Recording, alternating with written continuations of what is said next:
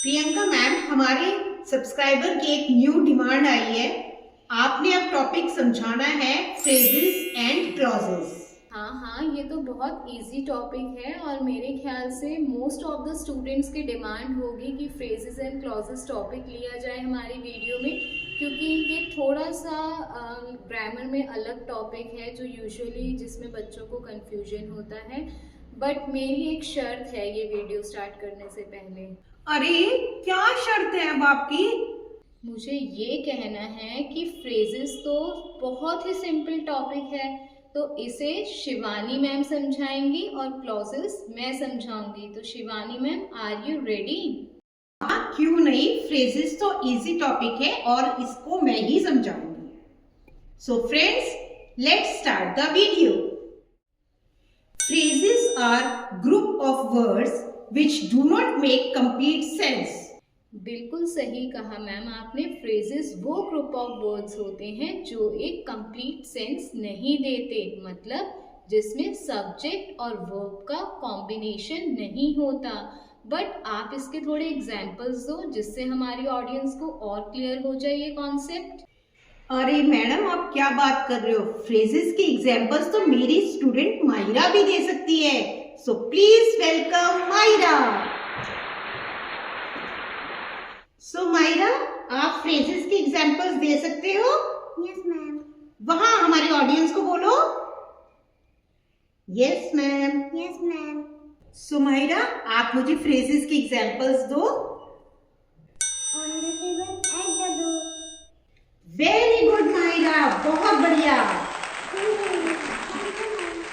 Welcome. तो माहिरा, क्या आप हमारी ऑडियंस के लिए 2 more एग्जाम्पल्स बता सकती हो? Yes ma'am. Number 1 in the park. Number 2 at home. Very good Mahira, बहुत बढ़िया। Yes. So thank you Mahira. Welcome. So friends, आपने देखा एक छोटी सी बच्ची माहिरा ने तक फ्रेजेस के एग्जाम्पल्स दे दिए, तो उसे भी समझ में आ गया, तो होप आपको भी समझ में आ गया होगा। तो I repeat, phrases are group of words जिनका कंप्लीट सेंस नहीं होता। फ्रेंड्स, एक बार इसके एग्जाम्पल्स भी रिपीट कर लेते हैं। In the park, at home, at party, etcetera.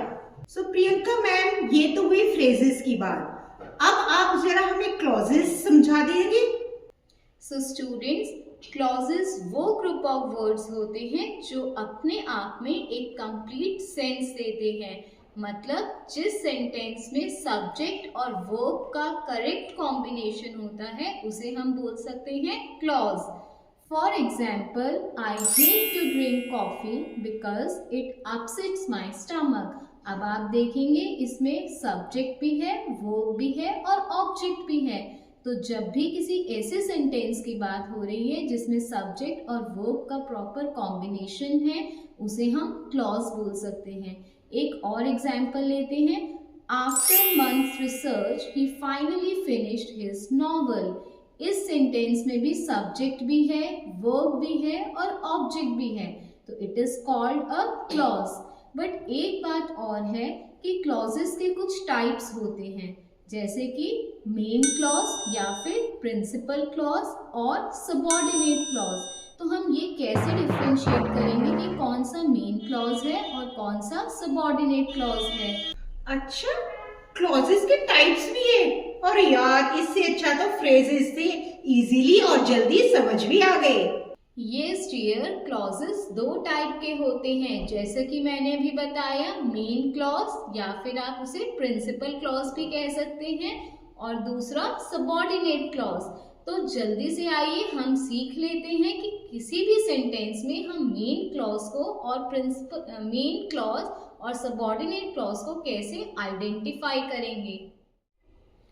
तो इसकी शुरुआत करते हैं एक एग्जाम्पल के साथ। जैसा कि मैंने अभी एग्जाम्पल लिया था कि I hate to drink coffee because it upsets my stomach. अब देखिए, इस एक सेंटेंस को हम 2 सेंटेंसेस में ब्रेक कर सकते हैं।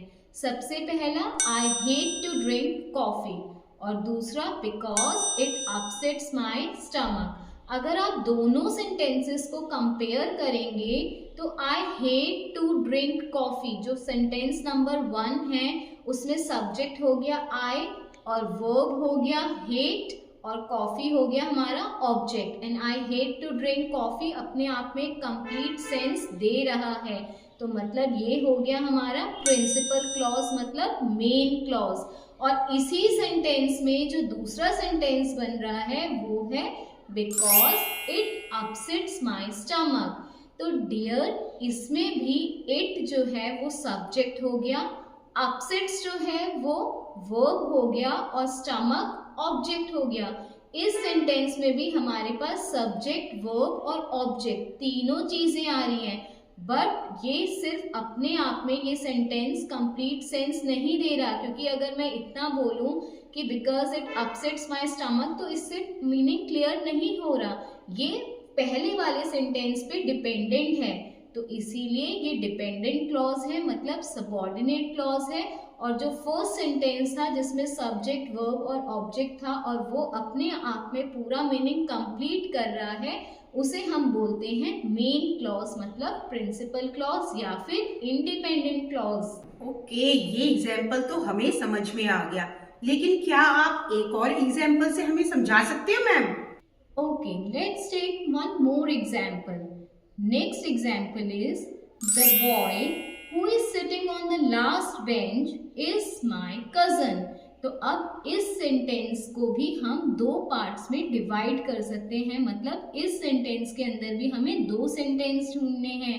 तो सबसे पहला सेंटेंस हो गया the boy is my cousin और दूसरा सेंटेंस हो गया who is sitting on the last bench। अब मैंने इसको दो सेंटेंस में ब्रेक कर दिया। आपका ये काम है कि आप कमेंट बॉक्स में टाइप करके मुझे ये बताएंगे तो इन दोनों में से कौन सा सेंटेंस मेन क्लॉज है और कौन सा सबऑर्डिनेट क्लॉज है। उसके बाद मैं नेक्स्ट क्लास में आपको सबऑर्डिनेट क्लॉज के भी टाइप्स बताऊंगी, जो होते हैं noun subordinate clause, adjective subordinate clause and adverb subordinate clause. हाय हाय, मतलब अभी इसके भी सब टाइप्स हैं? यस डियर, सबऑर्डिनेट क्लॉज के 3 टाइप्स होते हैं, जैसा कि मैंने अभी बताया, noun subordinate clause, adjective subordinate clause and adverb subordinate clause.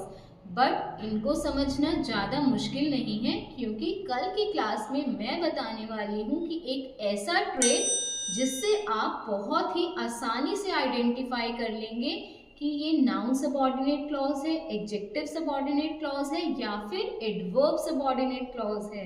अरे वाह, ट्रिक से तो क्लॉजेस समझना और इजी हो जाएगा। तो प्रियंका मैम, हम आपकी नेक्स्ट वीडियो का बेसब्री से इंतजार कर रहे हैं।